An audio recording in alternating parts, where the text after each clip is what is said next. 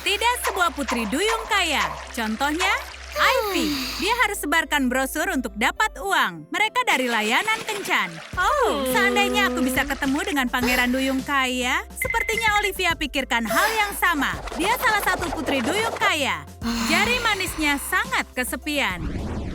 Untuk dapat pangeran duyung kaya, Ivy harus seperti putri duyung yang kaya. Tapi sulit untuk terlihat kaya saat cerminmu jadi hancur. Dan tas riasmu penuh dengan barang lama. Untungnya bagi Ivy, dia punya asisten kecil, Vincent si ubur-ubur. Vincent sangat kaya dan populer. Dia berteman baik dengan Ivy. Dia akan ubah Ivy menjadi putri kecantikan bawah laut.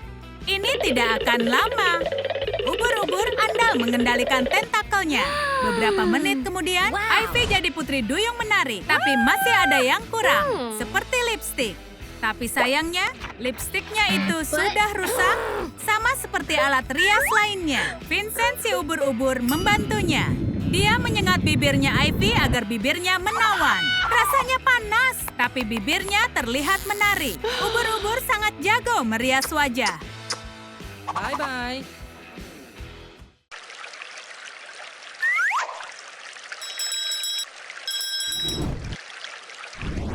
Olivia tidak punya masalah dalam merias wajah. Dia bisa lakukan riasannya sendiri. Tapi cermin ini tidak bagus. Cerminnya kecil dan tidak menunjukkan kecantikan Olivia. Kita butuh yang baru. Bila kau butuh ekspedisi bawah laut, panggil saja Kepiting X, layanan pengiriman lintas Atlantik dengan semua kurir terbaik. Ya, setidaknya itu yang dikatakan di iklannya. Pada kenyataannya, pekerjaan ini sulit bagi kepiting. Biasanya mereka terpaksa melakukannya. Itulah pekerjaan. Kali ini mereka mengirim cermin yang besar. Pengiriman di hari yang sama ke karang penghalang besar. Olivia lelah menunggu. Dia merasa kesal. Ada yang datang. Kepiting membawakan cermin yang sudah dinantikannya. Tapi mereka membawakan ke tempat yang salah. Kepiting X salah alamat lagi. Kepiting Lee sudah punya cermin seperti itu. Untuk apa dia butuh yang kedua? Kepiting yang malang harus mencoba lagi.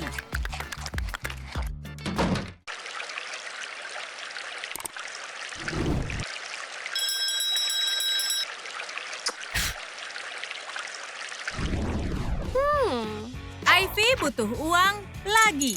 Tapi dia tidak punya banyak uang. Dia harus dapat pekerjaan baru. Oh, ada kesempatan yang bagus. Menjadi pengasuh anak, bayarannya bagus. Pasti itu mudah. Sepertinya ikan ini mau pergi berlibur. Dan Ivy harus mengawasi ikan kecilnya saat dia tidak di rumah. Tapi itu tidak selalu menyenangkan. Bayi ikan benar-benar membosankan. Yang kau lakukan hanya memberi makan dan menidurkannya. Tidak boleh bermain. Tapi bayarannya lumayan. Ini sepadan.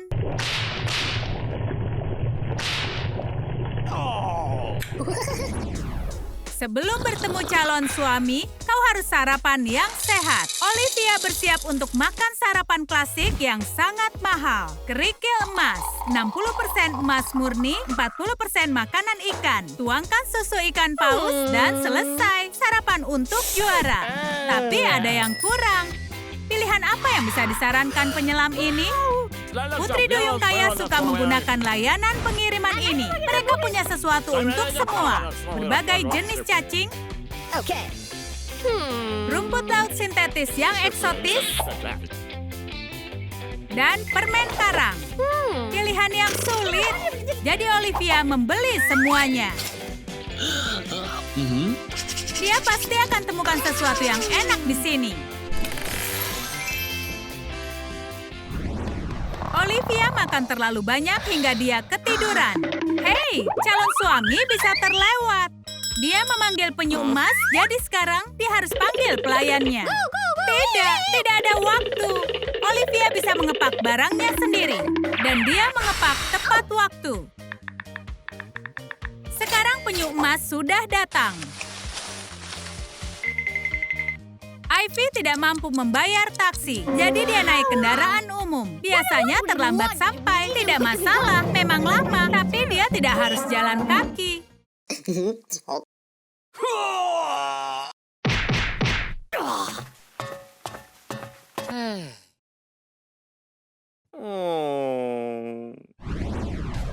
Ivy ingin tahu yang gebetannya lakukan saat sedang senggang. Wow, Pangeran Duyung ini sangat atletis. Dia jago hingga bisa bermain melawan manusia. Dan dia mengalahkan manusia dalam permainannya. Wow, supaya kemampuannya bisa setara, Ivy harus olahraga keras. 100 kali sit up. 2, 3, 9. Olahraga dalam air sangatlah sulit. Mungkin dia harus menyerah. Tapi melihat Pangeran Duyung, itu motivasi yang dibutuhkannya.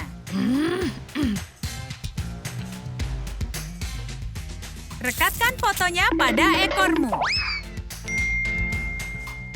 Dan kembali berolahraga. Olivia akan meminta bantuan penyihir laut. Dia ingin membuat Triton terkesan. Mungkin dengan kaki manusia. Putri Duyung suka anggota tubuh manusia. Olivia harus ucapkan keinginannya dengan tepat. Ups, Ursula salah paham. Dia mengubah ekor Olivia menjadi lengan. Sekarang dia harus kembalikan ke kondisi awal. Untungnya dia punya asuransi. Olivia sangat sibuk bersiap menemui Triton hingga rumahnya berantakan. Dia harus panggil layanan bersih-bersih. Putri Duyung kaya tidak bisa bersihkan rumah sendiri. Dia memakai jasa ikan teri. Mereka pekerja profesional. Mereka bekerja sangat keras selama mereka tidak dimasukkan ke dalam kaleng.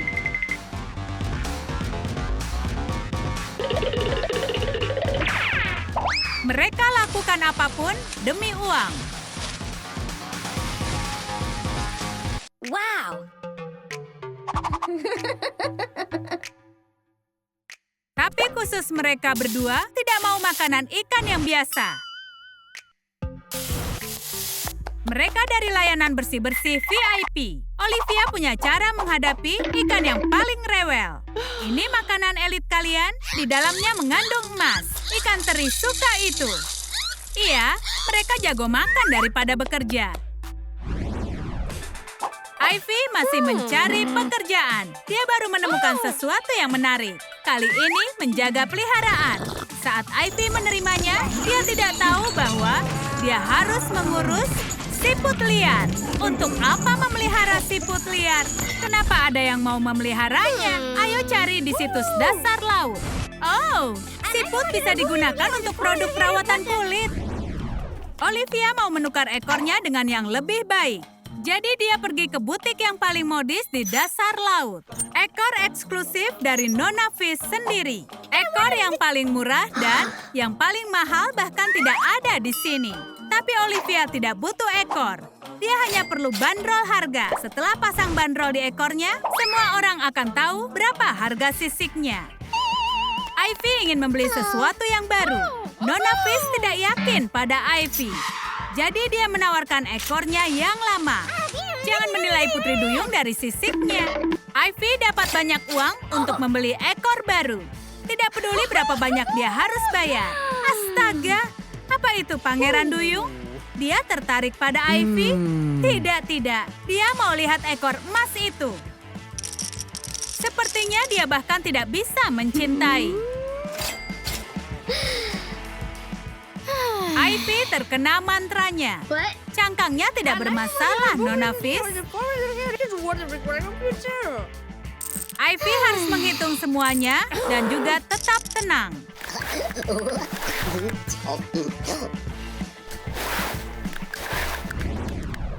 Olivia akan mengirim fotonya ke Pangeran Duyung. Dia harus pilih foto terbaik. Ini di dekat air terjun. Ini dengan mutiara emas. Dan ini saat menenggelamkan Titanic.